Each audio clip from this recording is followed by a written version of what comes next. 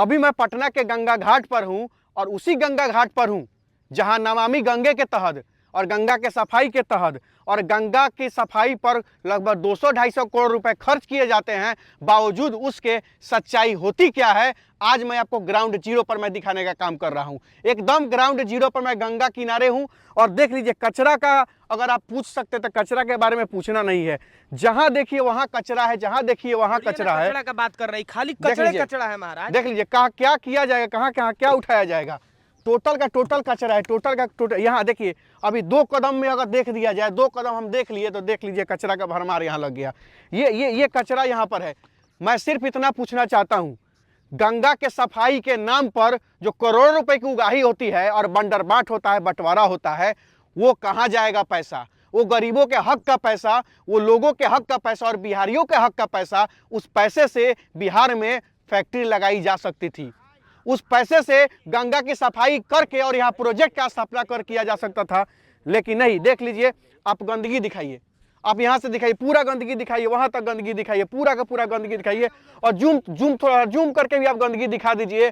पूरा का पूरा गंगा किनारा जो है ना कचरा का अंबार लग गया है। एक सवाल ये भी है, हाँ। ये केंद्र का प्रोजेक्ट है, ठीक है, और केंद्र सरकार इसको, हम सुने थे कि 200 करोड़ रुपया से इसका बजट शुरू हुआ था नमामि गंगे का। बिल्कुल बिल्कुल। और नमामि गंगे के नाम पे कितना गंगा जी को स्वच्छ किया जा रहा है, उसका ये सामने है, सामने उदाहरण है, सामने और है। ये पहला तस्वीर नहीं है। आप किसी भी शहर में, गांव के क्षेत्र में जब आप जाएंगे तो गंगा जी का एकदम सफाई गाँव के लोग उतना गंदा नहीं करते, मिलकर कर देते हैं, पूरा सफाई करके रखते हैं। खेत बाड़ी रहता है, वहाँ लोग कचरा नहीं होने देते हैं, प्लास्टिक नहीं पड़ता है, प्रदूषित नहीं करते हैं गंगा मैया को। लेकिन शहर के लोग किस तरीके से दूषित करते हैं, यहाँ पे हजारों लोग आते हैं और ये गंदा करने वाले कोई सरकारी कर्मचारी नहीं है, गंदा करने वाले लोग भी हैं। तो लोगों को भी समझना पड़ेगा ना, ये चीज हम इसी बारे में समझाना चाह रहे हैं कि सबसे बड़ी चीज है, सरकार तो खैर बंदरबाट तो करबे करती है, चोरी करबे करती है तो करेगी, लेकिन यहाँ के लूटने के, लेकिन यहाँ के स्थानीय लोगों को भी जो कुरकुरे का पैकेट, पानी का बोतल,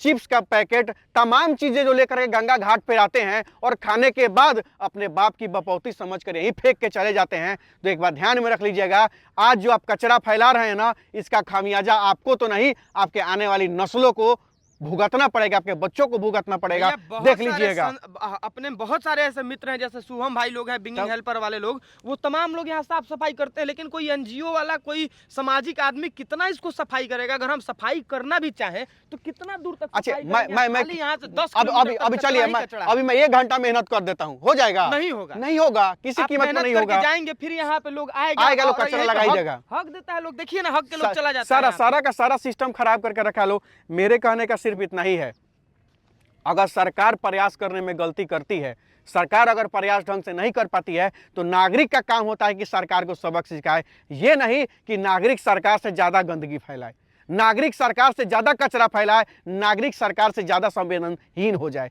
ऐसे नहीं होता है। सरकार जब संवेदनहीन होती है तो संवेदनशील नागरिक का कार्य होता है कि सरकार को सिखाए, सरकार को बताए कि यह काम गलत है। यहाँ तो नागरिक ही गंदगी फैला रहा है और गंदा का भरमार लगा रहा है, तो सरकार से क्या कहें? सरकार का तो योजना ही आ रहा है आजकल लूटने के लिए, खचोटने के लिए और उसको बर्बाद करने के लिए। लेकिन मैं पूछना चाहता हूँ, आप लोगों का जिम्मेवारी कहाँ है कि गंगा घाट पर आप लोग घूमने आते हैं और यहाँ कुरकुरे का पैकेट, चिप्स का पैकेट और पानी का बोतल यही फेंक कर चले जाते हैं? मैं पूछना चाहता हूं, आप एक बात ध्यान में रख लीजिएगा, आने वाले नस्लें आपको माफ नहीं करेंगी। आपके बच्चों का भविष्य आप खुद बर्बाद कर रहे हैं, खुद चौपट कर रहे हैं। एक बात याद करके रख लीजिएगा, आपको आने वाली नस्लें माफ नहीं करेंगी, एक बात ध्यान में रख लीजिएगा। मैं इतना ही कहना चाहता हूं। मैंने जो बात कहा वो सही कहा कि गलत कहा, कमेंट में अपनी राय जरूर दीजिएगा और इस वीडियो को शेयर करके तमाम उन लोगों के पास जरूर पहुंचाइए। कम से कम कुछ लोगों का तो बुद्धि पर से पर्दा हटेगा और कुछ लोगों को तो ये सच्चाई दिखेगा। जय बिहार।